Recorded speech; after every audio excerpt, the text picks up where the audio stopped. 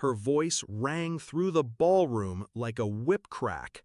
My daughter-in-law, her lipstick smeared with arrogance, her words dripping with contempt. And then my son, my only son, nodded beside her, his face blank, his voice colder than the champagne in his glass. "It's true, Mom, you're useless now." The room hushed, laughter strangled in throats. My hand tightened around the stem of my wine glass. For a moment, I almost let the anger spill. Almost. But rage is a weapon best concealed. So I set the glass down gently, smiled, and said, "Then make your parents return the $2 million loan I gave them." The color drained from her face. She swayed, once, twice, then collapsed like a puppet with its strings cut. Gasps erupted, and I stood there, calm, collected, victorious. I wasn't always a tacky old woman. Once I was a widow raising a boy on my own, juggling 2 jobs, scraping every penny together to give him the life his father couldn't. I sacrificed sleep, comfort, and pride. I wore second-hand shoes so he could wear new ones. I skipped meals so he could eat well.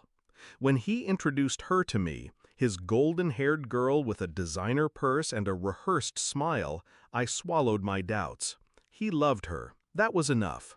When her parents came to me, voices trembling, asking for help to protect their business reputation, I didn't hesitate. I handed them $2 million, my savings, my blood, my future. I thought I was securing my son's happiness. I was securing my own betrayal. It began with whispers, the way she sighed when I entered the room, the way my son's phone calls grew shorter.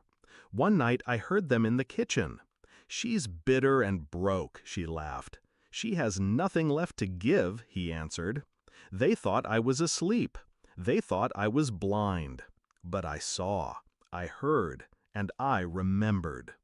The old me would have cried, pleaded, asked why. But age teaches you that dignity is sharper than any blade. So I stayed quiet. I watched. I waited. I collected every record of that loan. Bank transfers, signed notes, emails, proof. I locked it all away where only I could reach it. And I smiled at them at family dinners. I listened to their complaints. I let them believe I was weak. Because weakness makes predators careless, and careless predators walk into traps. My retirement party was supposed to be a farewell. Instead, it became my battlefield. They chose that night to humiliate me, to strip me of worth in front of colleagues and friends. "Tacky old woman, you're just bitter because my parents have money," she shrieked. The hall went silent, glasses frozen mid-air. Then my son twisted the knife. "It's true, Mom, you're useless." And that's when I delivered my strike. "Then make your parents return the $2 million loan I gave them." The silence turned electric. Faces spun toward her parents. My colleague's eyes darted between me and them. Her body gave out. She fainted at the weight of my words.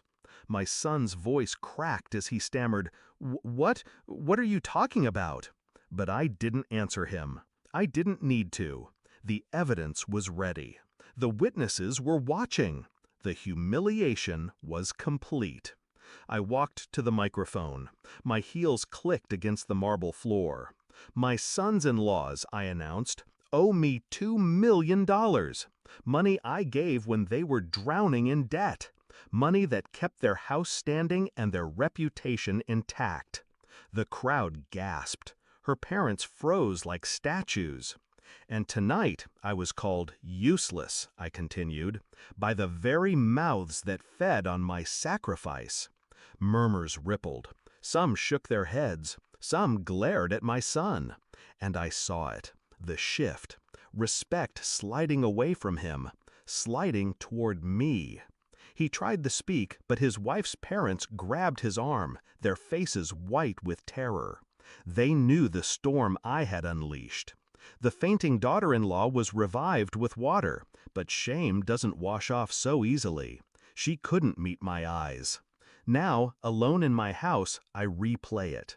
The moment her knees buckled, the way my son's voice trembled, the faces of her parents as their empire of lies cracked open. I don't feel guilt, only clarity. They thought I was powerless. They thought my silence meant defeat. But silence is not surrender. It is preparation.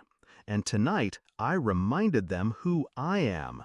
I am not tacky. I am not bitter. I am not useless. I am the woman who saved them when no one else would, and the woman who can bury them when I choose. They will never forget it, and neither will I.